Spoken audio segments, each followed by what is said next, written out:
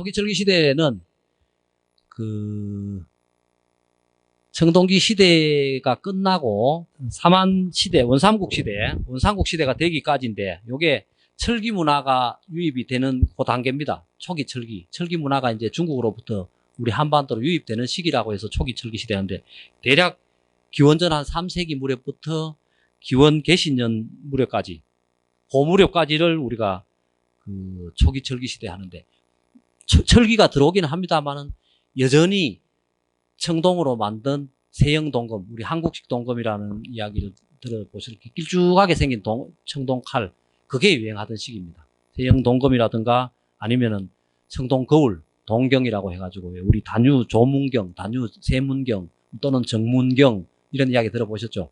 그런 것들이 이 초기 철기 시대에 이미 철기 문화가 들어오면서도 그게 많이 유행을 합니다. 그래서 그런 의기라든가 무슨 방울 달린 청동기라든가 의기 그런 것들이 유행하던 그런 시기를 초기 철기 시대라고 합니다.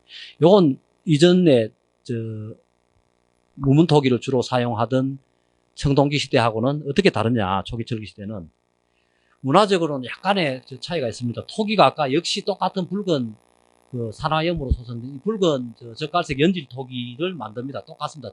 무문토기가 비슷한데 다만 토기의 모양이 조금 이렇게 위가 기울은 이렇게 길쭉한 타원형, 러비공처럼 타원형으로 이루고, 가장 큰 특징은 뭐냐 하면은 아가리에 돌 때 띠가 다 돌아갑니다. 여기에 이런 토기들이 만들어지는 아가리에 띠가 이게 초기 철기 시대 토기입니다. 굽은 역시 밑은 그 평저이지만 좀 좁아지고, 또 이런 두형토기라고 해가지고 굽이 되게 높아지는 요런 요게 토기 굽입니다. 굽이 높아지는 요런 경향이 요게 초기 철기 시대 약 300년간에 사용된 토기입니다. 자세히 보면 아가리에 띠가 돌아갑니다. 점토띠가. 그래서 점토대 토기라고 해요. 점토띠가 돌아간다고. 점토대 토기. 점토대 토기를 대표로 하는 게 초기 철기 시대입니다. 그래서 이 점토띠가 이렇게 아가리에 점토띠가 이렇게 눕혀 놨습니다. 이렇게 색깔이라든가 모양은 뭐 무문토기하고 별 차이 없습니다. 밑은 평평하고 세부적으로는 굽에 축약이 있다 없다 이런 차이는 있습니다만은 아무튼 청동기 시대 무문토기 아까 그 바리 모양 화분처럼 생긴 거하고는 모양이 좀 다르죠. 올라가면서 안으로 조금 기우는 약간 단지처럼 이렇게 기울면서 아가리 쪽에 이렇게 띠가 돌아가는 이런 토기를 특징으로 하는 것이 덧띠 토기, 점토대 토기 이렇게 부르면서 초기 철기 시대를 대표하는 토기다. 이런 토기가 유행합니다. 이 전형적인 점토대 토기죠. 이렇게 띠가 돌아가는 이런 모양의 토기. 욱수동 130-3번지에서 출토된 유물입니다. 자, 지금까지 그 우리나라에서 적어도 시대 구분하는 데 있어가지고 구석기 시대, 신석기 시대, 청동기 시대, 초기 철기 시대까지 유물이 다 나왔습니다. 다 우리 지역에서 출토가 다 됐습니다. 시대에 단절이 없죠. 쭉 이어져 옵니다. 지금 원삼국 시대, 초기 철기 시대 다음에 기원 개시년, 서기 영년이라고 해야 되나? 기원 개시년부터 기원 후 한 3세기까지, 한 300년까지를, 한 300년까지를 원삼국 시대라고 합니다. 역사, 문헌사가 아까 이야기했죠. 역사학에서는 고기를 삼한시대라고 보통 부릅니다. 삼한시대 또는 성업국가시대 뭐 이렇게 부르기도 하고, 그렇게 부르는 걸 고고학에서는 삼국시대이긴 한데, 역사적으로는 역사학에서는 뭐 혁거세가 나라를 세우고, 뭐 주몽이 나라를 세우고, 그게 다 기원 전후한 무렵에서 나라를 세웠기 때문에 그때부터 삼국시대다 이렇게 이야기를 하는데, 고고학에서는 그건 아직 삼국이 아니다. 삼국시대를 할 수 없다. 원삼국시대라고 해야 된다. 삼국시대 이전에 전 단계, 삼국이 아직 완전히 정립되기, 형성되기 이전이니까 원삼국이라고 하다 해서 그 시기에는 사실은 삼국시대 고고학적으로는 고구려 백제 신라의 그런 그 삼국을 제대로 구분하기가 어려운 시기입니다. 고고학적으로는. 그래서 원삼국시대 이렇게 이야기합니다. 아무튼 절대 연대로는 기원 개시년부터 시작해서 한 300년간을 우리가 원삼국시대라고 한다. 그때 만들어지는 토기들은 아까 봤던 우리가 신석기 시대의 젓갈색 연질 토기, 뭐 비살무늬 토기이긴 합니다만, 그 다음에 청동기 시대의 화분 모양의 그런 젓갈색도 연질 토기, 초기 철기 시대에 또 점토띠가 있는 그런 젓갈색 연질 토기, 그 전통을 이어받은 젓갈색 연질 토기도 만들어집니다. 아직도 그 전통이 이렇게 산화염 소성으로 만들어지기도 하지만 기형이 좀 변하고 어떤 게 나타나는지 회색, 회백색, 회청색 색깔이 다르죠. 이런 토기가 나타납니다. 이때까지 봤던 거는 초기 철기 시대까지는 토기가 무조건 젓갈색입니다. 색깔은 신석기 시대 토기든 청동기 시대든 초기 철기 시대든 다 젓갈색 토기입니다. 그 무슨 소리냐 하면은 톡이 굽는 가마의 구조가 달라졌다는 겁니다.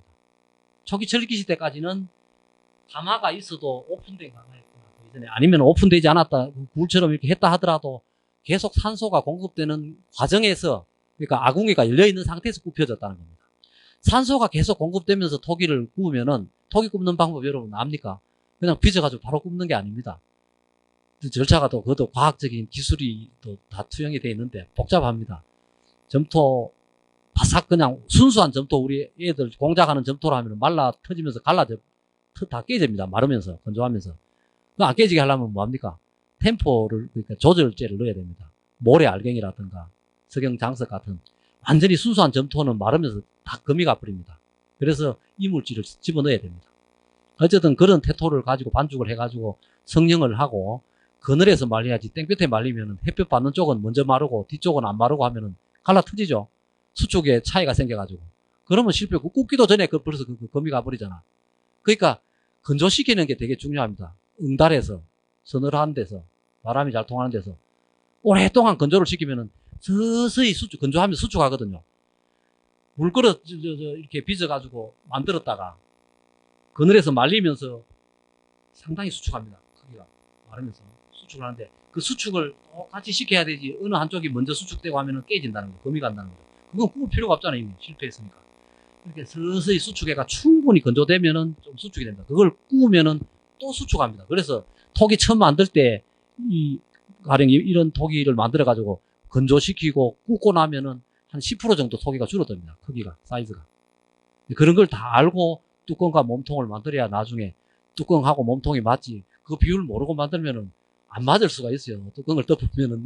그게 어쨌든 이런 게 있는데, 그런 그 과정에 성형을 하고 건조시키고 그 다음에 이제 가마에 집어넣어서 불을 떼고 굽는데, 초기 철기 시대까지는 오픈된 가마였죠. 산소 공급이 계속되는 데서. 거기서는 아무리 불 때도 온도가 더 이상 안 올라가기 때문에 600도, 700도 뭐 그 정도에서 멈춥니다. 그 정도에서 굽히면은 젓갈색 연질 토기가 될 수밖에 없어요. 젓갈색. 왜? 계속 산소가 공급되니까 토기가, 우리나라 땅은 다 철분이 있어가지고 어디나 FeO2, Fe 산화철이 있어요. 철분이 있어가지고 다 이게 붉은 빛을 띄어 원래 흙 색깔 자체가. 그거 이제 산화염으로 계속 산소가 공급되는 불꽃으로 하니까 토기 안에 있는 산소도 그대로 있으니까 붉은색을 띌 수밖에 없는데, 원삼국 시대가 되면 중국에서 새로운 제도술, 가마 기술이 들어와요, 이제. 중국에서. 그래서 그런 기술의 영향으로 가마를 불질러가 하다가 지금처럼 어느 순간에 막아버려요. 산소 공급을 차단해. 불을 떼다가 안에서 충분히 이제 막 불기가 화염에 이제 충분히 되면은 가마 입구를 막아버린다고. 밀폐를 한다고. 밀폐 가마에서 소성을 합니다. 왜 그러냐? 온도가 훨씬 더 높아가요. 왜? 산소 공급을 계속 하면은 바깥 바람은 차죠. 찬바람이 계속 들어가면서 일정한 온도 높이기가 어렵고, 안에 막 완전히 이제 벌겋게 수치됐을 때 막아버리면 그 안에서 타던 힘에 의해서 막 타는데 산소가 없으니까 토기의 태토, 흙 속에 있는 산소까지 끄집어내니까, 아까 FeO2 산화철이 있죠. 흙에는 산화철 FeO2에 있는 그 O2를 끄집어내는 거라. 자기가 연소하기 위해서, 타기 위해서. 그러니까 토기 태토 속에 있는 산소까지 끄집어내버리니까 토기 색깔이 붉은색이 안 되는 거라. 이제 회색, 회청색, 흑색 뭐 이런 색깔이 달라져요. 붉은기가 없어지는 거라. 그게 원삼국 시대 토기입니다. 그래서 제도술의 변화, 이게 가장 큰 특징이라고 할 수가 있습니다. 원삼국 시대. 그래서 이런 소위 이제 와질 토기, 뭐 들어보셨는지 모르겠는데, 아니면 이제 도질 토기, 이런 것들이 출토가 됩니다. 가천동 유적에서 출토된, 좀 전에 그것도 요 가천동 유적에서 출토된 이제 기영도, 죄송합니다. 목이 긴 이런 호에다가 무늬도 넣고 쇠뿔잡이, 손잡이도 들어가고 이렇게 탄알문 두들겨서 표면을 이런 문양도 들어가는 이런 그 대부호 같은 호, 뭐 양위부호, 호도 나오고 주머니호라 그래가지고 주머니처럼 생긴 이런 토기가 유행합니다. 요게 원삼국시 토기의 대표적인 토기들입니다. 조금 전에 보신 거하고 이게 이런 기종이 이제 대체로 유행을 하는 그런 시기면서 토기 색깔도 흑색이나 백색, 회백색 또는 회청색 이런 색깔이 변화가 됩니다. 젓갈색은 거의 안 만들어집니다. 이것도 보시면은 이제 단지가 회색, 회백색 이렇게 탄알무늬가 들어가는 이런, 이게 원삼국 시대 토기가 되겠습니다. 원삼국 시대 토기, 원삼국 시대 문화의 특징, 뭐 우리나라만 이제 시대 구분을 뭐 역사학에서는 삼한시대라고 하지만 우리는 이제 고고학에서는 원삼국 시대인데, 원삼국 시대 문화의 가장 큰 문화적인 특징이 뭐냐 하면은 이런 토기 문화의 변화, 이것뿐만 아니고 청동기가 완전히 소멸합니다. 이전에는 초기 철기 시대까지 아까 그랬죠. 청동 거울이라든가 방울이라든가 뭐 세형 동검, 그 한국식 동검 같은 거 이런 거 유행했다 그러죠. 초기 철기 시대 이미 철기가 들어와 있지만은 보편화되기 전에는 의기로서 또 이런 청동기도 같이 사용되는데, 원삼국 시대가 되면은 청동기가 완전히 소멸합니다. 청동기를 거의 안 써요.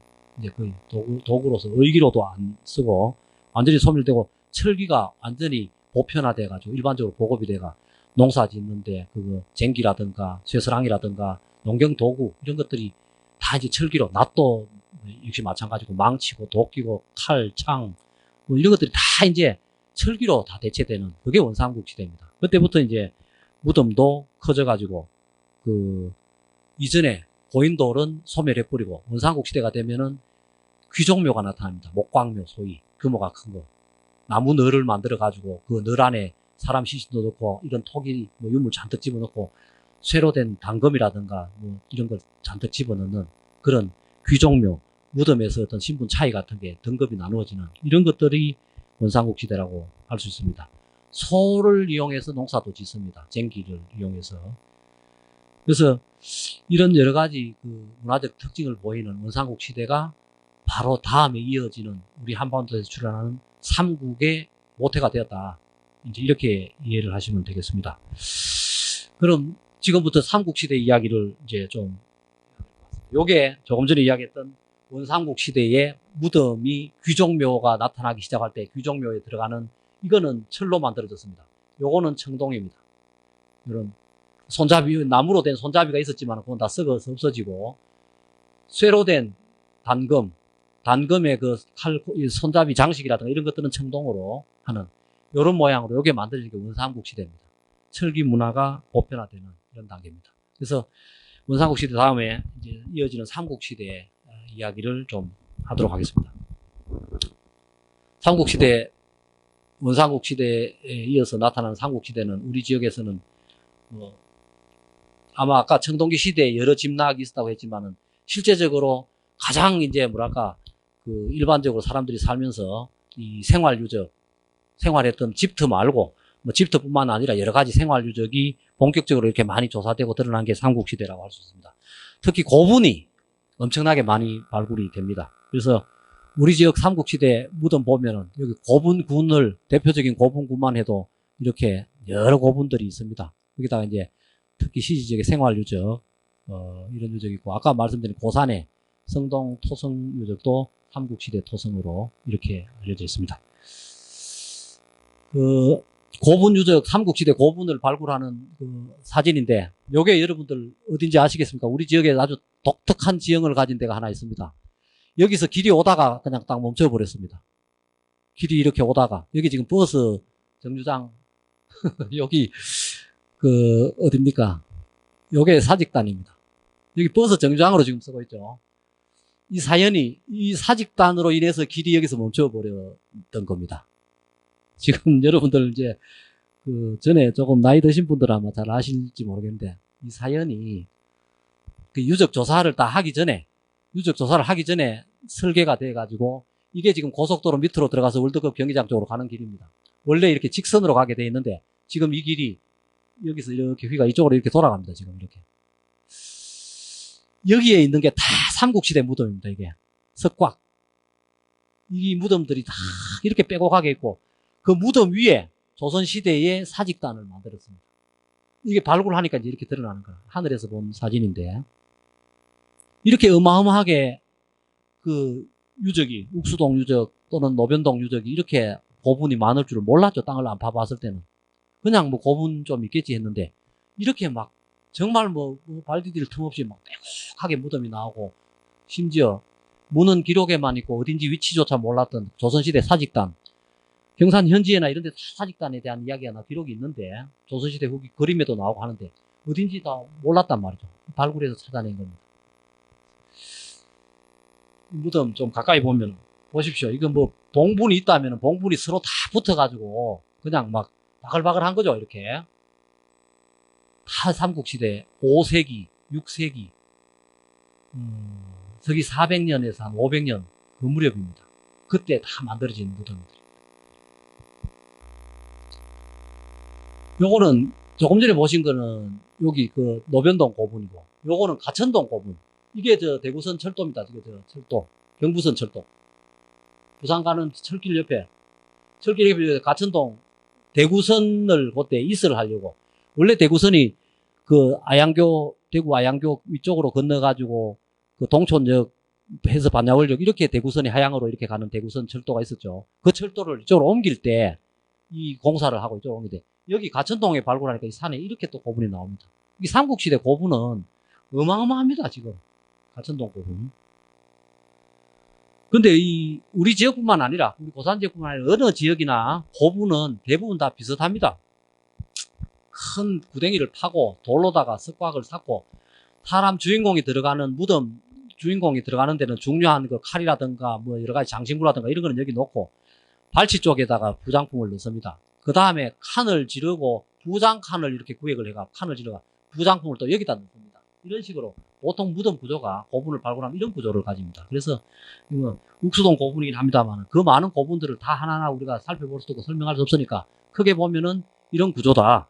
그래서 이렇게 길쭉하게 땅을 파고 거기다가 돌로다가 벽을 쌓고 여기다가 자갈거를 깔아가지고 사람 시체 그 관을 놓는 자리를 만들어가 여기다 관을 놓고 그 머리 쪽하고 발치 쪽에 유물을 놓거나 이렇게 합니다. 근데 머리 쪽에 이게 이제 부장 공간 여기 칸막이를 둘러 부장을 하기도 합니다만 하여튼 머리 쪽과 발치 쪽에 무덤 부장 유물을 넣는 이런 구조가 대표적입니다. 그러다가 시기가 좀 흘러가지고 이 지금 보았던 건 한 5세기, 6세기인데 7세기 이후나 이렇게 되면은 무덤 구조가 좀 달라져요. 아까처럼 길쭉한 게 아니고 이렇게 네모 분듯한 무덤입니다. 무덤인데 들어가는 문이 있어요. 이렇게 문을 이렇게 문인데 문을 막아놨어요. 여기다가 사람을 여기다가 넣고 관을 여기다 놓거나 사람을 놓고 유물 여기 놓고 요게 이제 소위 그 돌방 무덤 횡렬식 석실묘입니다. 이 석실 방을 만들 이 위가 다 없어져 버렸습니다. 이 벽을 이렇게 네 벽을 사고 천장도로까지 얹으면 여기가 사람이 서서 들어갈 수 있을 정도의 방이 됩니다.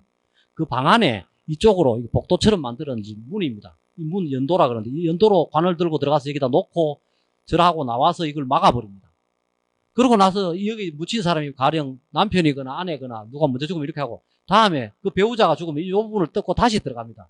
들어가서 추가장을 합니다. 또 옆에다 놓고 또 막고 나옵니다. 이렇게 효율적으로 경제적이죠. 아까처럼 땅 파고 했는 걸 한번 묻어버리면 파서 다시 추가시키기가 어렵잖아.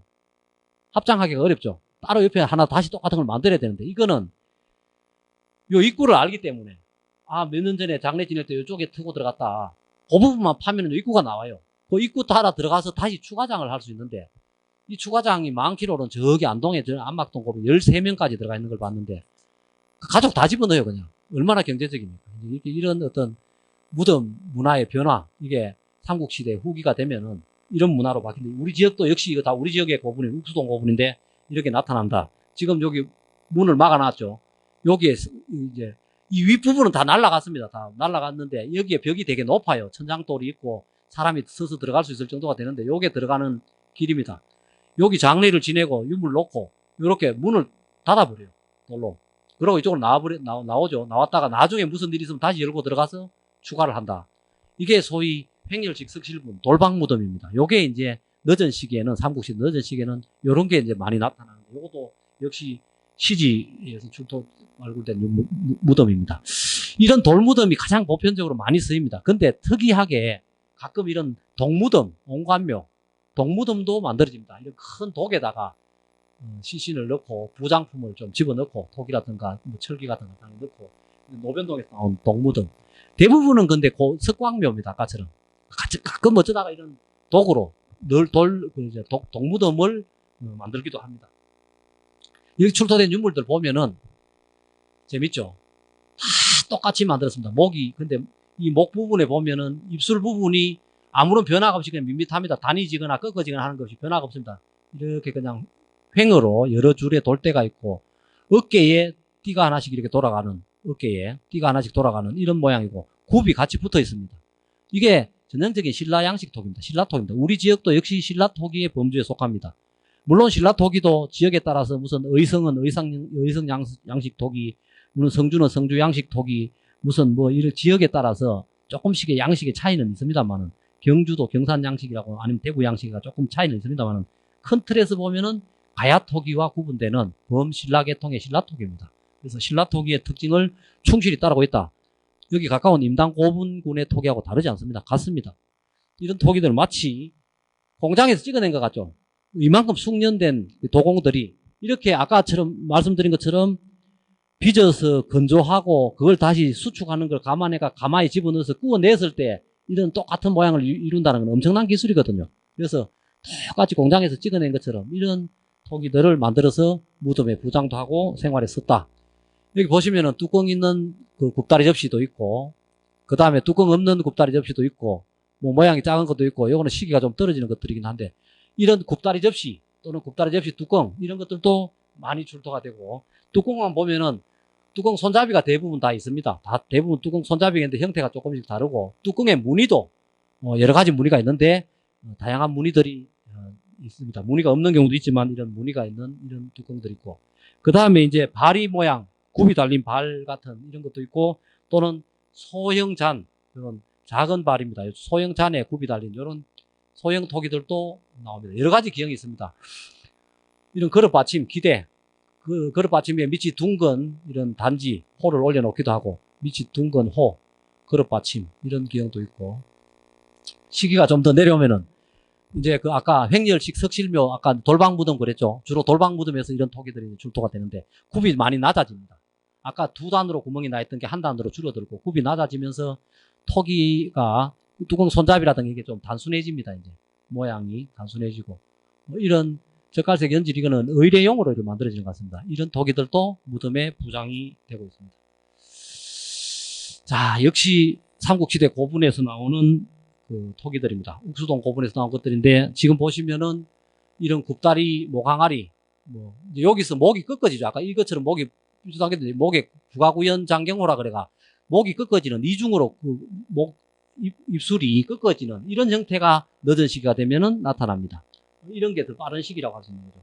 이런 모양이라든가 시기가 늦어지면서 굽다리 접시도 굽이 낮아지고 이런 형태들이 나타납니다.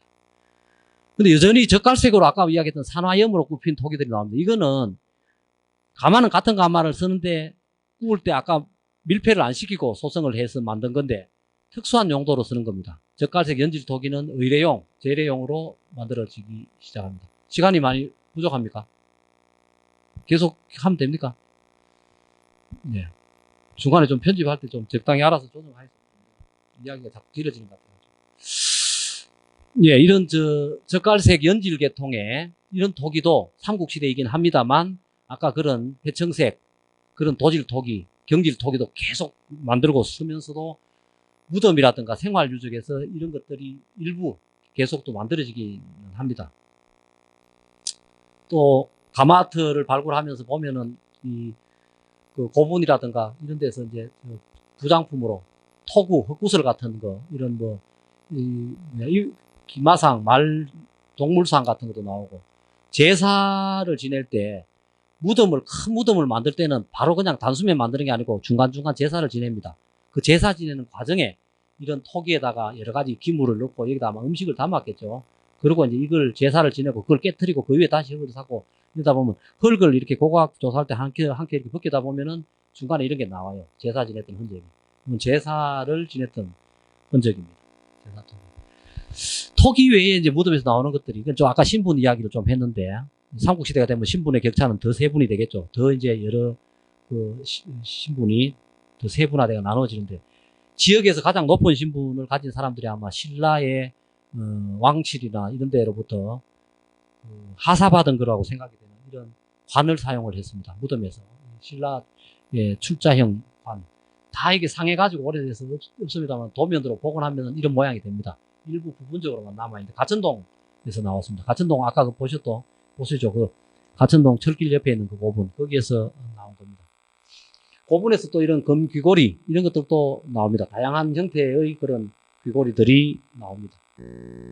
이렇게 장식이 없이 그냥 민꼬리로 된 이런 가는 고리, 귀고리들도 나오는데 대부분 한상으로 이렇게 나옵니다만은 하나씩만 나오기도 합니다. 경우에 따라서. 그래서 요즘도 보면은 양쪽 안 하고 그냥 언밸런스로 하는 경우도 있는데 아마 고대 사회에도 뭐 그런 게 있었는지는 모르겠습니다만은 무덤에서 분명히 도굴된 것도 아니고 정상적으로 남아있는 건데 귀고리는 한 짝밖에 없는 이런 경우도 있습니다. 예, 역시 우리 지역에서 나온 욱수동 고분에서 출토된 금귀고리하고 또 목걸이, 유리 목걸이입니다. 유리를 녹여서 색깔을 푸른색을 집어넣어서 유리를 녹여 만든 유리 목걸이, 옥을 달아가지고 고곡을 달아서 장식한 이런 장신구도 같이 나오기도 합니다. 자, 지금부터 이제 고분에서 나오는 유물이 대부분이 보통 톡이 아까 여러 가지 종류의 톡이 많이 나왔죠. 그 다음에 이제 위세품이라고 할 수 있는 장신구, 뭐 귀고리라든가 반, 좀 신분이 높은 사람들이 쓰던 거. 그거 외에 가장 보편적으로 나오는 게 철기입니다. 지금부터 철기, 고분에서 출토되는 철제 유물들을 한번 보겠습니다. 칼도 나오고, 창도 나오고, 뭐 이런 허리띠 바클 같은 것도 나오고, 낫도 나오고, 뭐 여러 가지 나옵니다. 작은 손칼도 나오고, 이런 작은 손칼, 뭐 이런 방금 같은 것도 나오고, 이거 뭐 주걱처럼 생겼는데 이거는 주걱은 아니고, 여기에 긴 나무자루, 짱대 같은 나무자루가 꼽힙니다. 살포, 보석. 그러니까 네, 논에 물 가두고, 물고 트고, 막고 하는, 소위 농경사회에서 가장 중요한 우두머리는 물 관리권을 가지고 있는 거. 물을 누가 관리하느냐. 물 안 주면은 벼농사 못 짓지 않습니까? 물 관리. 그게 가장 우두머리의 상징이거든. 이래서 이런 유물들이 그 신분을 상징하는 겁니다. 그래서 이런 보섭날이라든가 여기 이제 나무자루가 달 보섭이라든가 이게 전부 다 살포, 논 물고 털고 하는 그 도구입니다. 그걸 상징하는 건데 이런 것들이 그 사람의 신분을 상징하면서 무덤에서 출토되기도 하고 다 쇠로 된 부분이죠. 쇠도끼라든가 또 고리자루가 달린 손칼, 또 도자, 소도 손칼입니다. 칼, 화살촉, 이것도 다 전쟁 무기입니다. 사냥하기 위한 게 아니고 다 무기, 대인 살상용 무기라는 개념으로 보시면 됩니다. 이런 것들이 무덤에서 나옵니다. 창, 무섭습니다. 이런 창, 긴 짱대, 위력이 대단합니다. 말을 탈 때 발걸이, 등자, 말 발걸이 이게 다 쇠로 만드는데 물론 가죽이나 섬유질로 했던 부분은 썩고 없어지니까 그런 거 다 같이 말 한 장하고 다 같이 넣었겠지만 썩고 남아있는 게 이런 발걸이라든가 또 말띠 보면은 말 이렇게 엉치 쪽으로 띠가 가는데 거기에 또 대롱대롱 달아가지고 장식하는 말띠 장식, 말띠 들이게 뭐 이런 행렬이라고 합니다. 이런 거라든가 말방울이라든가 방울 목에 달고 달랑달랑 소리 나는 이런 거. 하여튼 쇠로 만든 도구들은 거의 썩지 않으니까 다 남아있어요. 여러 가지 쇠로 만든 것들이 남아있습니다. 미늘쇠라 그래가지고 이거는 끝이 이렇게 고사리처럼 미늘쇠가 실용 도구는 아닙니다. 이것도 아까 그 살포 것처럼 상징 도구입니다. 권위를 가진 사람이 가지는 상징적인 철기인데 어쨌든 이것도 긴 짱대 끝에다가 이걸 달아가지고 신분을 상징하는 그런 이 미늘쇠라는 유자이익이라고 하는데 이런 철기도 나오고 하여튼 다양한 철기들 나오는데 지금부터 보는 철기를 좀 유심히 보십시오. 집게입니다. 그냥 집게가 아니고 자루가 길죠. 자루까지 다 쇠로 다 같이 만들어졌습니다. 어디서 쓰는 겁니까? 대장간에서 쓰는 겁니다. 쇠를 만들 때 쓰는 겁니다. 이때까지 본 철기들을 만들 때 사용했던 도구가 바로 이 집게, 그 다음에 이 끌, 쇠를 달궈가지고 잘라내야 됩니다. 재단을 할 때 쓰는 끌, 망치, 쇠망치입니다. 쇠를 두들겨서 불리고 달궈서 때리고 단조하고 하는데 모루, 미안합니다. 이 모루, 쇠 모루 위에다 얹어놓고 두들겨야 쇠가 잘 펴지죠. 모루, 이게 다 쇠를 만드는, 쇠를 다루는 데 필요한 도구들도 무덤에서 나온다. 그러니까 쇠를 제작하는 제철 기술을 가진 전문 장인의 무덤도 따로 있었다는 거죠. 신분을 반영을 많이 하고 있습니다. 무덤에는. 그래서 그런 자료를 지금 볼 수 있는데 무덤 나옵니다. 철 생산에 대해서 지금 좀 살펴봐야 되겠습니다. 철 생산. 고대 사회의 가장 패권을 쟁취하느냐 마느냐는 철의 장악입니다. 그런데 철은 아까 보셨던 토기는 동네마다 가마가 있고 동네 사람들이 물레 돌려가지고 만들 수도 있고 어디나 좋은 흙이 다 있으니까 토기는 동네마다 만들 수도 있다고 생각할 수 있는데 철기는 그렇지 않습니다. 철광석 산지가 있어야 되고 어마어마한 숯이 필요합니다. 생나무 떼가지고는 철을 못 만듭니다. 수철을 넣어야 됩니다. 수철을 만들 수 있는 많은 산림, 연료 공급지가 있어야 되고 그 다음에 숯하고 철광석하고 그 다음에 경제성 공급처하고 가까워야 됩니다. 여러 가지 조건이 맞아야 되지. 아무데나 그냥 만들고 싶다고 만들 수 있는 게 철 생산 아닙니다. 연료와 원료의 공급이, 그러니까 연료는 숯, 원료는 철광석, 이 공급이 우선 보장이 돼야 되고, 그걸 만들어가지고 보급할 수 있는 경제망, 유통망, 이런 것들이 안정이 돼야 되고, 여러 가지 하여튼 복잡한 문제인데 국가에서 관리를 합니다. 토기는 지방에서 알아서 만들었을지 모르지만, 쇠는 중앙정부가 관리할 정도로 되게 중요한 문제입니다. 제철하는 기술은 쉬운 기술이 아닙니다. 아까 보셨던 그런 쇠를 만드는 도구죠. 이건 여기 게 아니라 다른 지역입니다. 하여튼 무덤에서 이런 게 나옵니다. 여러 가지 쇠를 다루는 도구들이 무덤에서 출토됩니다. 우리 지역은 아닙니다만은, 이건 충청북도 진천 석장리인데, 쇠를 만들던 그 가마트 유적이 나온 건데, 이렇게 나이테처럼인데, 처음에 이만큼 큰 가마를 만들어가 쓰다가, 한번 쓰고 쇠를 만들고 다음에 요만큼 또 줄여가 벽을 보강해가 또 만들고, 마지막으로 요만큼 보강해서 만든 게 점점 이제 용량이 줄어들죠. 한번 가마를 만들면은 여러 차례 반복해서 사용했다, 이런 걸 알 수가 있는데, 지금 가마 구조를 알 수가 없어요. 우리는 전통 제철 기술을 잊어버렸습니다. 모릅니다. 고고학적 발굴 조사를 통해서만 추정하고 복원을 해낼 수밖에 없는데, 거기서 나오는, 유적에서 나오는 송풍관입니다. 노벽에 들어갔던 부분은 가마 내부에서 이만큼 막 쇳물이 녹아 내려가지고 이렇게 돼 있고, 밖에는 노벽에 이제 꽂혔던 부분이고, 밖에서 바람을 집어내야 되니까 강제로 인위적으로 바람을 집어넣지 않고는 쇠를 만들 수가 없습니다. 여러분들, 쇠를 만드는 것과 철기를 만드는 것을 혼동하면 안 됩니다. 철기를 제작하는 것은 이미 만들어진 쇠를 가지고 뭘 만드는 것을 철기를 제작하는 거고, 쇠를 만드는 것은 철광석을 가지고 쇠를 분리해내는 거, 그게 중요한 겁니다. 그 재련입니다. 재련이 돼야 우선 철기를 제작할 수가 있는 겁니다. 지금 재련로입니다. 재련을 하는 거. 철광석을 가지고 어떻게 그 광석에서 쇠를 끄집어낼 수 있느냐. 여러분들 아시다시피 철광석은 돌입니다. 철광석은 철을 많이 함유하는 돌인데, 망치로 때리면은 깨집니다. 박살납니다. 소위 금속의 특징이라고 하는 연성, 늘어나는 거, 전성, 펴지는 거, 늘어나거나 펴지는 성질이 없습니다. 철광석은 때리면 그냥 깨집니다. 돌하고 똑같습니다. 근데 그거를 노에 집어넣어가지고 찌꺼기를 끄집어내고 분리해내고 철성분만 따로 분리해냈을 때 그 놈이 비로소 금속, 철입니다.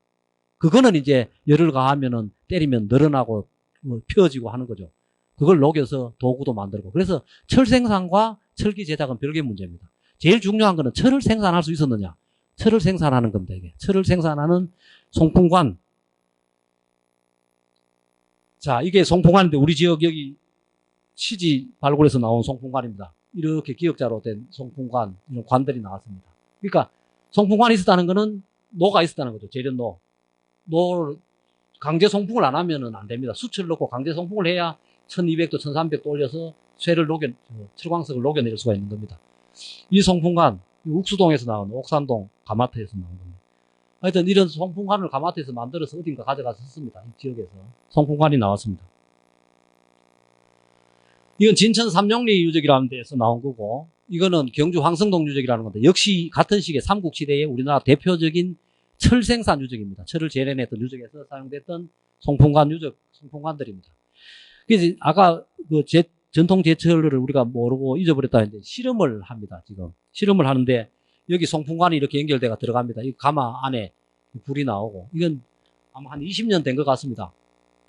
제가 직접 실험을 했는데, 이거는 옛날에 청주에 있을 때 1995년이나 그쯤 될 것 같은데, 이 수치 엄청나게 들어갑니다. 철광석이 1kg 들어간다면은 그 1kg의 철광석을 녹이기 위해서 수천 약 3배 정도 무게로, 3배, 부피가 아니고 무게로 3배 정도 무게의 수치 들어갑니다. 그러니까 훨씬 많죠. 수치. 엄청나게 많은 수치를 갖다 놓고 이제 작업을 합니다. 밤에 불을 피우면서. 이건 재련하는 거는 금방 불 떼서 금방 되는 게 아닙니다. 24시간 이상, 하루 이틀 3일씩 불을 떼야 될 수도 있습니다.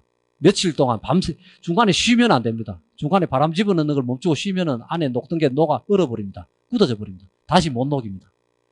끊임없이 교대해가면서 계속 풀무질하고 바람을 집어내는데, 이렇게 어려운 거죠, 이거는. 어마어마하게 이래서 내가 지금 풀무꾼들이 바람질을 하는데, 이거 계속 교대하면서 24시간 계속 하는 겁니다. 밤낮 없이 그냥. 계속 위로다가 철광석도 넣고, 숯도 넣고, 또 녹아내리면 또 넣고 해서 이제 그런 과정을 거치는데, 아무튼 이런 작업을 합니다. 요거는 2005년인가 제가 섰는 사람이 한번 저 같은데, 두 개의 재련로를 만들어서 실험을 하는 그런 모습입니다. 철광석하고 수철을 갖다 놓고 이게 저울에 무게를 달아가면서 실험이니까 몇 킬로씩 몇 분마다 집어넣고 어떻게 했을 때 어떻게 나온다. 이런 거를 실험을 하는 겁니다. 수철 넣어야지 됩니다. 그래도 백탄을 넣어야 됩니다. 이거 이제 그 밤에 이렇게 풀무질 하는 사람은 끊임없이 풀무질을 하고 있고 이렇게 불이 활활 녹고 있는 중입니다. 이렇게 녹여내고 있는 중입니다. 이런 과정을 거칩니다. 철 생산이 쉬운 과정은 아닙니다. 이거는 아마 한 4, 5년 전에 충주 국립중원문화재연구소에서 실험을 할 때 사진 같은 이게 아마 제인 것 같습니다. 사진이 흐려서 정확하지는 않습니다만 이런 큰 그 재련로를 만들고 실험을 하는데 이제 밑에 찌꺼기가 흘러나옵니다. 쇠와 그 쇠가 아닌 걸로 분리가 돼가 녹아가지고 분리가 되면은 그 쇠가 아닌 거는 비중이 낮아가 뜹니다. 뜨면 그게 먼저 흘러나옵니다. 이제 구멍을 내서 그걸 끄집어내야 됩니다. 이렇게 구멍을 내고 이렇게 그 깔꼬리 같은 걸 끄집어내면 쇳물 같지만 쇳물이 아닙니다. 찌꺼기입니다. 슬래그 찌꺼기가 먼저 나옵니다. 이렇게 찌꺼기가 나오자마자 산소하고 접촉하면서 바로 시커멓게 이렇게 색이 변해버리는데 하여튼 녹아서 줄줄 흘러내립니다. 유적에서 나온 슬래그입니다. 줄줄 흘러내린 거 보이죠? 쇠가 아닙니다. 자석이 안 붙습니다. 자성이 전혀 없습니다. 금속처럼 생겼지만 금속이 아닙니다. 이런 그 쇠찌꺼기, 재련로에서 빠져나온 쇠찌꺼기입니다. 이렇게 쇠를 만들고 나서 만들어진 거기서 이제 분리 환원된 철괴를 뽑아내가 그걸 가지고 대장간에 가서 녹여가지고 두들겨서 낫도 만들고 뭐 단야도 하고 뭐 아니면 그걸 다시 녹여가지고 쇳물로 만들어가 부어가지고 솥도 만들고 뭐 이렇게 하는 겁니다. 그러니까 용해 주조품도 만들고 단조품도 만들고 그러니까 쇠 만드는 게 제일 중요한데 쇠를 만들었다는 겁니다. 재련 철 생산을 했다. 생산된 철을 가지고 이게 조선시대 기록이긴 합니다만 그림입니다만은 단원 김홍도의 그림이죠. 이거 얘는 구경하는 것 같습니까? 구경하는 게 아니고 열심히 일하고 있습니다. 뭘 합니까? 이 손잡이를 잡고 풀무를 계속 밟고 있는 겁니다, 지금. 풀무지를 바람을 집어넣어야 이 안에서 계속 이제 쇠가 달궈지죠. 그 이제 아까 우리 유적에서 나온 집게로 찍고 망치로 치고 번갈아 한 번 치고 다음에 이 사람이 치고 다음에 이 사람이 치고 교대로 이제 달궈낸 쇠를 칩니다. 단조품. 만든 낫을 여기서 숫돌에다 대고 갈고 이 사람은. 이런 그 풍속도인데 이게 그 단야로입니다. 단조작업을 한 단야로 만들어진 쇠를 가지고 와서 녹여가지고 달궈가지고 다시 이제 도구를 만드는 건데 그래도 바람을 집어내야 되는데 이 사람은 바람을 집어넣는 사람. 이것도 뭐 같은 그림입니다만 두 사람이 교대로 망치질하고 이 사람이 제일 우두머리입니다. 집게로 잡아가지고 여기 쳐라 저기 쳐라 이제 집게로 잡고 있고 이 물통입니다. 물통이고 여기 쇠 잡쇠를 집어넣어가 달고가 때리고 얘도 구경하는 게 아니고 열심히 지금 발로 일을 하고 있습니다. 풀무를 밟아야 바람이 쑥쑥 들어가거든요. 이 풀무질을 하고 있는 건데요. 이게 지금 도구통이고 이거 조선 후기 그러니까 이거는 아마 20세기 총각 김중근의 그림인데 이것도 역시 지금 보는 그림은 다 만들어진 쇠를 가지고 하는 단조 작업입니다. 단야로에서 소위 말하는 우리가 말하는 대장간입니다. 대장간에서 하는 건데 여기 모루에다가 올려놓고 두 사람이 교대로 망치질하고 이 사람은 이제 한 손으로 집게 잡고 작은 망치로 뚱땅거리고 있는데 이 사람은 낫을 갈고 이제 아마 주문자겠죠. 와서 이제 낫 갈고 있고 여기도 이 사람은 여기 걸터가지고 풀무 밟고 있죠. 풀무질을 계속하고 있습니다. 이 물통에다 담궜다 뺐다 하면서 담금질 하면서 이런 연장을 만드는 이런 가마가 이제 조선 후기에 뭐 100년, 200년 정도밖에 안 된 그림입니다만 이런 걸 통해서 우리가 이제 조금 전통 제철을 좀 알 수가 있습니다. 이것도 마찬가지인데 요거는 이제 조금 다른 단조가 아니고 쇳물을 녹여가지고 이 쇳물을 받습니다. 도가니에 바다가 두 사람이 마주 들고 와가지고 이게 솥입니다. 이거는 쟁기, 솥 여기다가 붓습니다. 이렇게 쇳물을 부어가지고 아까 그럼 단조 두들겨서 만드는 단조 제품 이거는 이제 주조 제품 가마점 그림인데 이렇게 이제 쇳물을 녹여가지고 주물을 하는데 여기는 쇳물을 완전히 탕으로 만들기 위해서는 엄청나게 더 많은 힘이 들기 때문에 두 사람이 풀무질합니다. 발로 밟고 있습니다. 두 사람이 계속 풀무질하고 쇳물이 녹으면 그걸 받아가지고 들고 와가지고 미리 만들어 놓은 그 부집에다가 부어 넣습니다. 솥도 만들고 쟁기도 만들고 주물. 이게 이제 만들어진 쇠를 가지고 와서 하는 거고 아까 그 쇠를 만드는 거는 이거하고는 공정이 다르다. 그걸 이해를 해야 돼요. 청도, 뭡니까, 우문사 지나가지고 울산 넘어가는 가다 보면 신원리라고 있는데, 신원리 가면 거기에 조선 후기까지 계속 쇠 소철을 많이 만든 소점이라고 있고, 근데 그 동네 가면은 이렇게 돌담 이런 게 있습니다. 이게 그냥 돌도 아니고 흑백돌도 아닙니다.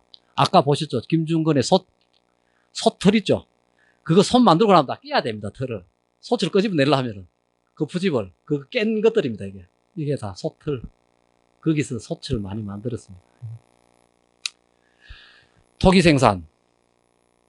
철 생산을 봤습니다. 그만큼 고대 사회의 철 생산이 큰 의미를 가지고 중요합니다. 국방과 국력, 국가의 신장을 위해서는 철 생산을 바탕으로 하지 않고는 삼국에서 존립하기가 어려웠고, 신라가 결국 삼국을 통일한 것도 철 생산력을 확보했기 때문이다. 이렇게 봐도 과언이 아닐 겁니다. 아무튼 우리 고산 지역은 신라의 영역에 일찍이 편입이 되어 있으면서 이런 신라 문화의 어떤 철 생산 기술이라든가 여러 가지 토기 제작 기술이라든가 이런 것들을 함께 공유하면서 그렇게 발전했던 지역이다. 이렇게 생각을 할 수가 있고, 토기 생산에 대해서도 간단히 한번 보겠습니다.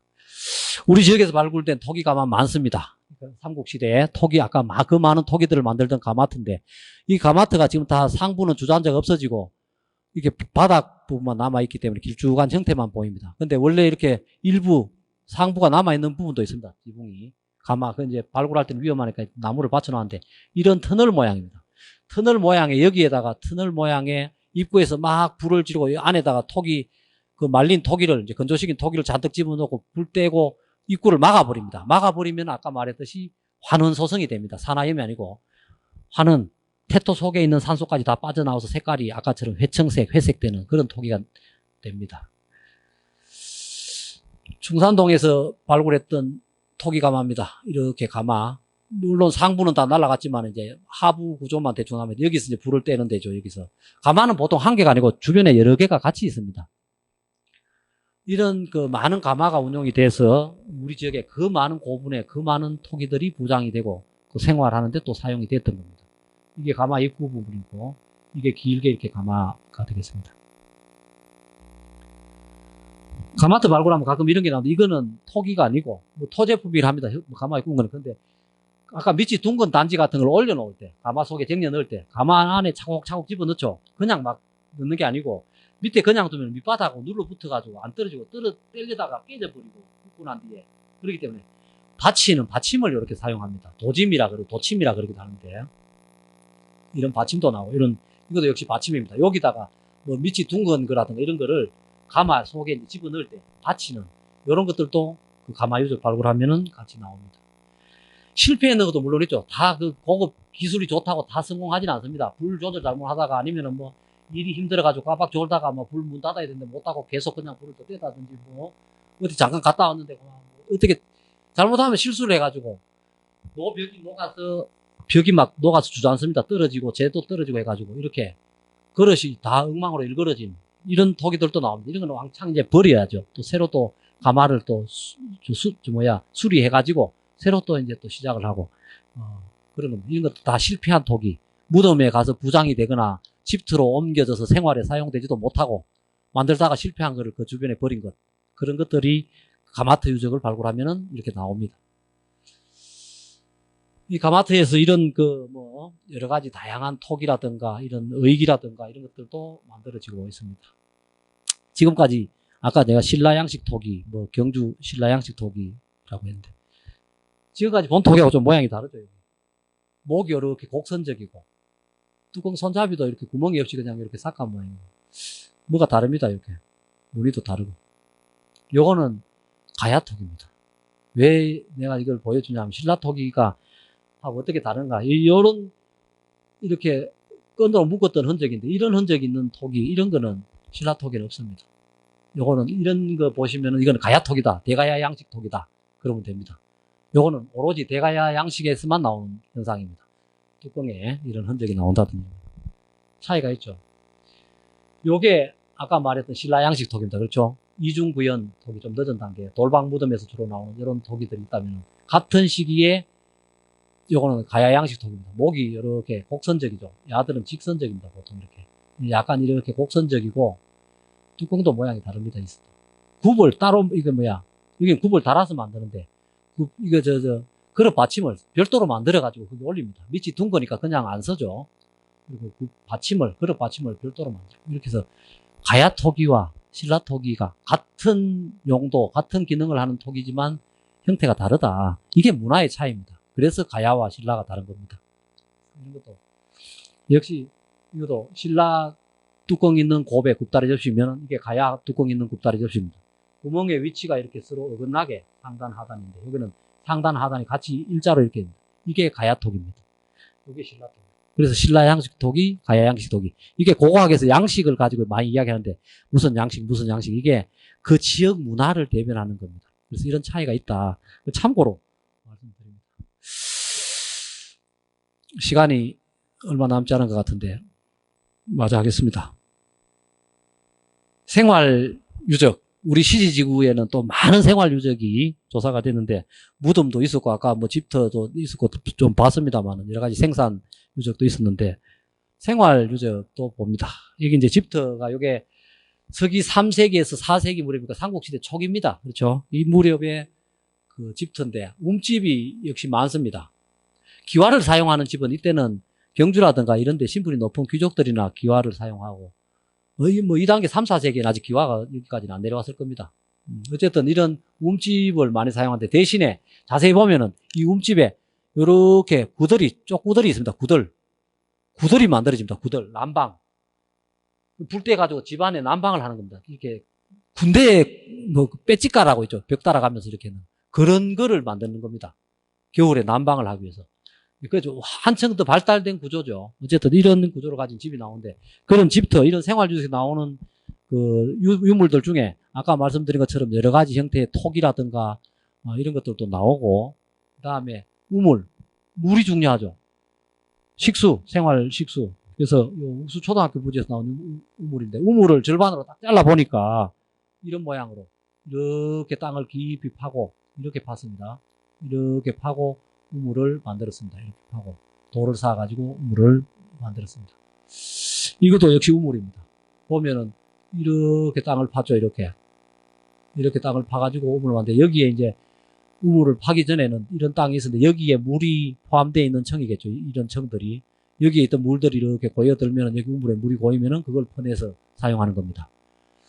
그 동네마다 우물이 다 있었습니다. 물이 참 좋아요. 여기가 선상지라서 저기 욱수골에서 내려오는 물이 땅속으로 복류해가지고 이 시지 고산 일대에 오면은 표면에는 땅이 없어서 생활도 하고 농사도 짓고 할 수 있는데 깊이 파면은 물이 다 나와요.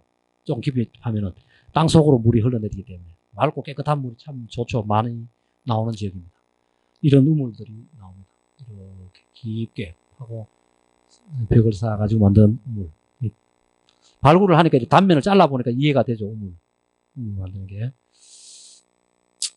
생활 유적에서 무슨 의례, 신앙과 관련된 이런 제사토기, 일상적인 토기는 아닙니다. 이런 것들도 나오고, 그래서 삼국시대만 해도 우리 지역에, 많은 그런 사람들이 살면서 여러 가지 그 많은 고분을 누가 다 만듭니까? 여기 살던 사람들이 만들었죠. 그 고분 만들고, 이런 생활 유적, 가마트도 운영하고, 쇠도 만들고, 그 많은 철기들 다 여기서 만들고, 어마어마한 그런 큰 규모를 가진 그 집단이었다. 우리 시지.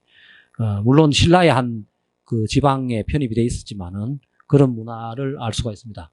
통일신라 시대의 흔적도 간단하게 한번 보겠습니다. 이게 통일신라 시대 톡입니다. 이나문톡이라고 도장으로 찍은 이런 토기들이 나오고 생활유적에서 나온 겁니다.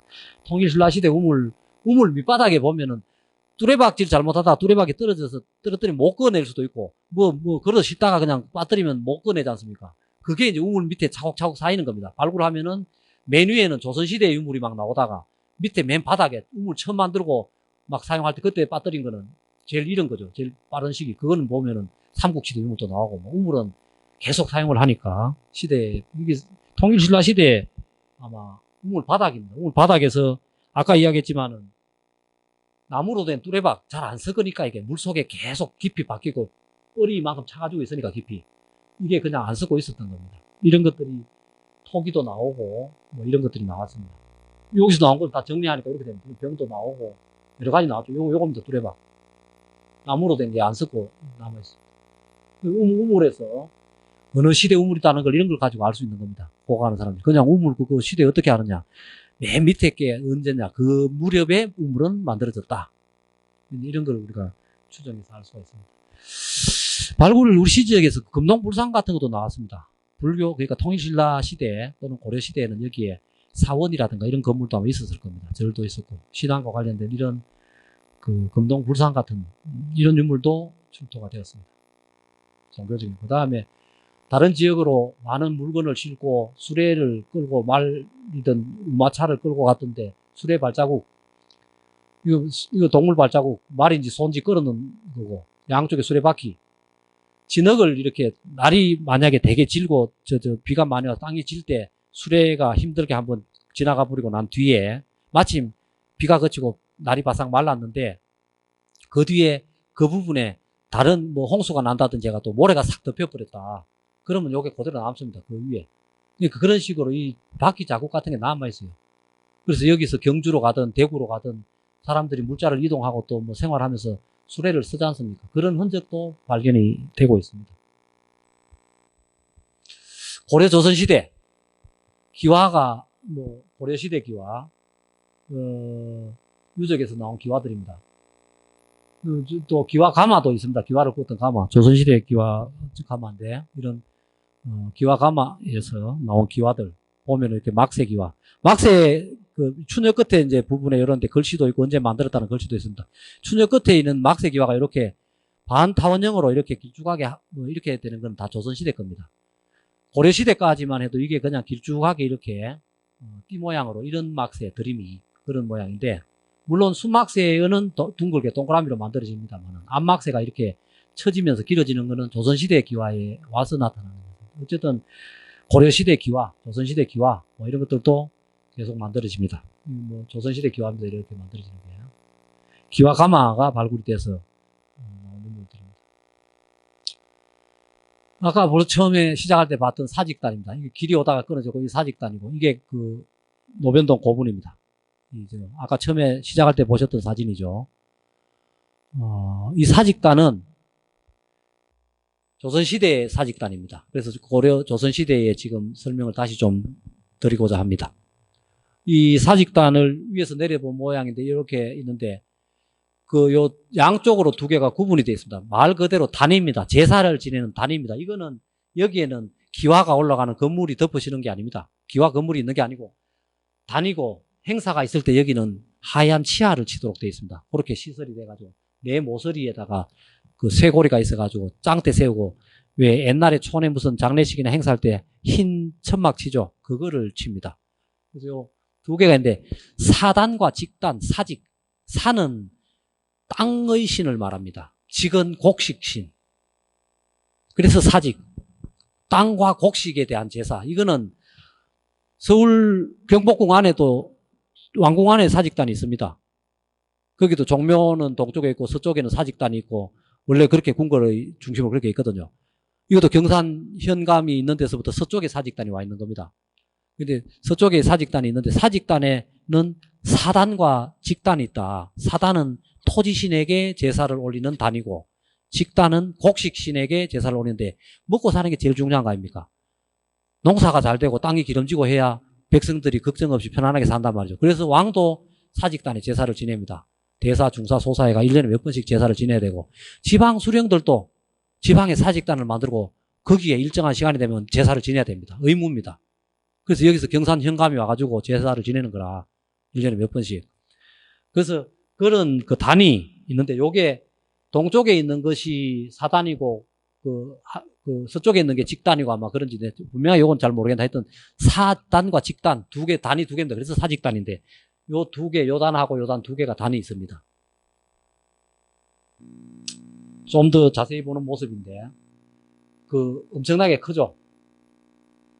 이 외곽에 단을 두고 이게 다 규정이 있습니다. 뭐 몇 개의 계단으로 만들도록 하고 뭐 거리는 어떻게 하고 이런 그 규정이 있는데 그게 맞춰가지고 이게 조성이 되어 있을 겁니다. 이 주변에 보면은 고분 있죠, 여기도 고분이 있고 고분입니다. 삼국시대 고분이 막 주변에 있습니다. 그러니까 고분 위에 조선시대 와가지고 이 사직단을 조성했기 때문에 사직단이 깔고 있는 고분은 미발굴된 상태로 아마 영구 보존이 될 겁니다. 지금 그 사직단이 이렇게 잘 정비되어 있습니다. 이 부분입니다. 이게 지금 노변동 고분이고 아까 그 막 빽빽하게 있던 고분이 이 부분이고 요게 사직단 부분입니다. 길이 처음에는 이쪽에서 이렇게 가려고 했는데 이렇게 이것 때문에 이게 발굴하고 이걸 도저히 안 되겠다. 이건 중요하니까 보존하자. 원래의 모습 그대로 남기자. 설계 변경을 해가지고 여기까지 왔던 길을 이렇게 돌린 겁니다. 이렇게 길을 이렇게 어딘지 아시죠? 우리 지역에 그 도로 행정망에 도로망에 이런 사연이 있다는 것도 뭐 알고 계시는 거 괜찮을 것 같습니다. 현재의 모습입니다. 조선시대 무덤 발굴하면은 어김없이 숟가락, 젓가락이 세트로 나옵니다. 망자를 위해서 저승에 가서도 배고프지 말고 잘 먹으라고 꼭 숟가락과 젓가락을 세트로 넣습니다. 다양한 숟가락입니다. 다 조선시대 실제 사용했던 숟가락입니다. 분청사기, 조선시대 전기에 유행했던 분청사기, 이런데 밥을 담고 아마 이렇게 수젓가락 같이 넣었겠죠. 그 장송의례에 이런 게 있습니다. 그래서 우리 시지 지역에 조선시대 무덤들이 많이 조사가 됐거든요. 거기서 나온 유물들입니다. 그래서 이제 조선시대, 고려시대 청자도 나오고, 고려시대 무덤에서는 청자도 나오고, 조선시대 분청사기 무덤에서는 조선 전기 무덤 분청사기도 나오고, 조선 후기 무덤에서는 그냥 뭐 일반 백자도 나오고, 하여튼 뭐 이런 무덤에 이런 주병과 같은 병도 나오기도 하고, 사발이라든가 이런 그 여러 가지 토기들이 나오고, 들어는 이런 그 칠해거리 장식도 나옵니다. 그 만호라든가 그 옷구슬 같은 거, 특히 갓근 같은 거 남자들 그 갓근 길게 이렇게 하는 그게 하나의 상징이었거든요. 조선시대 그 사대부들은 그런 거 장식했던 거, 여자들 노리개 이렇게 장식했던 거, 뭐 이런 것들이 무덤에서 같이 나오기도 합니다. 예, 시간이 꼬박 2시간이 지난 것 같습니다. 너무 제가 이렇게 요약을 잘 못해가지고 길어진 것 같은데, 제가 오늘 말씀드린 이야기들은 뭐 제가 생각하는 부분도 있지만은 저도 여러 가지 자료를 보고 이렇게 말씀드리는 거니까 여러분들이 혹시나 나중에 더 좀 깊이 있게 알고 싶으신 분들은 고대 마을 시지 국립대구박물관 전시 도록입니다. 대구박물관에 가서 열람을 신청하면 보실 수가 있을 겁니다. 여기 자세히 오늘 보신 그림들 더 자세히 보실 수가 있고, 또 납독국 사람들의 삶과 죽음, 이것도 역시 국립대구박물관의 전시 도록입니다. 이게 그 2000년에 전시했던 전시 도록이고, 그 다음에 그 금호강과 길, 이것도 2018년에 국립대구박물관 특별전시 도록입니다. 여기 보면은 금호강 중심으로 선사 고대 문화가 어떻게 전개되었는지 이해하는 데 도움이 될 겁니다. 그 다음에 이건 국립대구박물관 상설 전시 도록인데, 요 상설 전시 도록 2011년도에 만든 건데, 여기에도 보면은 대구 경북 지역, 우리 특히 임당 시지 지역의 고분 문화라든가 다양한 또 자료가 소개되어 있습니다. 보시면 될 것 같고, 또 2005년도에 국립대구박물관 특별전 사람과 돌, 요건 아까 말했던 구석기, 신석기, 청동기 시대 석기에 대해서 좀 자세히 알고 싶으면은 이 자료를 참고를 하시면 될 것 같습니다. 예, 이렇게 해서 오늘 제가 뭐 두서없이 2시간을 여러분들에게 뭐 이런저런 이야기를 체계적으로 요약해서 잘 설명을 드렸으면 더 빨리 끝낼 수도 있었을 텐데, 이 말이 좀 이렇게 길었습니다. 이상 여러분들하고 같이 고고하게 밝혀낸 우리 고산 지역의 역사 문화에 대해서 살펴보았습니다. 제한된 시간이고, 특히 또 비대면의 녹화 강의라는 이런 한계로 인해서 여러분들과 같이 같은 공간에서 함께 할 수 없었다는 점에 대해서 좀 아쉽게 생각을 합니다. 아무쪼록 그 하루속히 코로나 사태가 진정되고 우리의 과거와 같은 일상이 회복되기를 간절히 고대하면서 여러분들의 건승을 기원합니다. 끝까지 경청해 주셔서 감사합니다.